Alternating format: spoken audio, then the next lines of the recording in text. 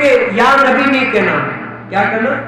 یا کے ساتھ حضور علیہ السلام کو مخاطب نہیں کرنا ہے، یا کے ندا کے ساتھ حضور علیہ السلام کو مخاطب نہیں کرنا ہے. تو ہم نے کیا کیا؟ ہر جگہ یا نبی، یا رسول اللہ، یا حبیب اللہ، وہ کہا کرتے تھے کہ مسجد کے اوپر صلاۃ و سلام نہ لکھو. ہم بھی بڑے، ہم نے ہر مسجد میں اپنے الحمدللہ الصلاۃ والسلام علیک یا رسول اللہ کے لکھنا شروع کر دیا.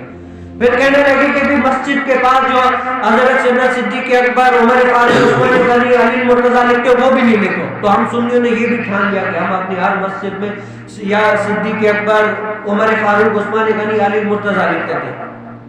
اور کچھ لوگ ایسے آئے کہ جنہوں نے قادیانی حضور علیہ السلام کی ختم نبوت پر جو ہے ڈاکہ ڈالنے کی کوشش کی، ختم نبوت پر. تو ہم نے اپنے صلاۃ و سلام میں یہ داخل کیا کہ الصلاۃ والسلام علیک یا رسول اللہ وعلی آلک واصحابک یا خاتم النبیین. ہر مؤذن کی یہ لب پر جو ہے نا وہ چھا گیا تاکہ قادیانیوں کا رد ہو.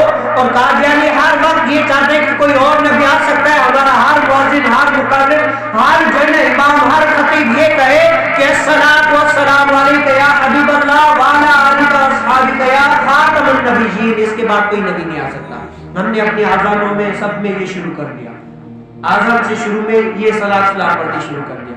اب اس کے بعد جو ہے نا وہ اب آیا، اب لوگ رافضی ایسے ہوتے ہیں، انہوں نے کیا کیا کہ دیکھیں ایک مسئلہ ہے کہ حضور علیہ السلام آخری معصوم ہے. حضور علیہ السلام نبی تو معصوم ہوتے ہیں، ان سے گناہ نہیں ہو سکتا. اب نبیوں میں حضور علیہ السلام آخری ہے، تو آخری معصوم کون ہے؟ حضور کائنات صلی اللہ علیہ وسلم. تو کچھ رافضیوں نے یہ کہنا شروع کر دیا کہ اہل بیت میں سے یہ بھی معصوم ہے، وہ بھی معصوم ہے، اور جس کو ہم معصوم قرار دیں گے وہ معصوم، یہ صفت جو ہے نا نبی کی ہے. تو اب ہمارے علماء اہل سنت ڈاکٹر علامہ اشرف آصف جلالی صاحب نے یہ نعرہ دیا کہ الصلاۃ والسلام علیک یا خاتم النبیین وعلی آلک واصحابک یا خاتم المعصومین. ہر مقرر، ہر یہ جو ہے یہ نعرہ لگائے تاکہ رافضیوں کا رد ہو، خارجیوں کا رد ہو.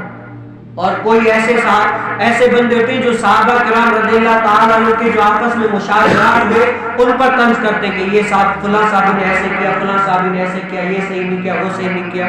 تو میرے پیر و مرشد امیر علیہ سنت نے یہ نعرہ دیا کہ ہر صحابی نبی جنتی جنتی، ہر صحابی نبی جنتی جنتی. یعنی اب جو صحابی بن گیا اس کا جنتی ہونا اتھینٹک ہے، اب تمہیں سوچنا نہیں ہے. یہ اللہ تعالیٰ کے ولیوں کی ضربیں ہوا کرتی ہیں.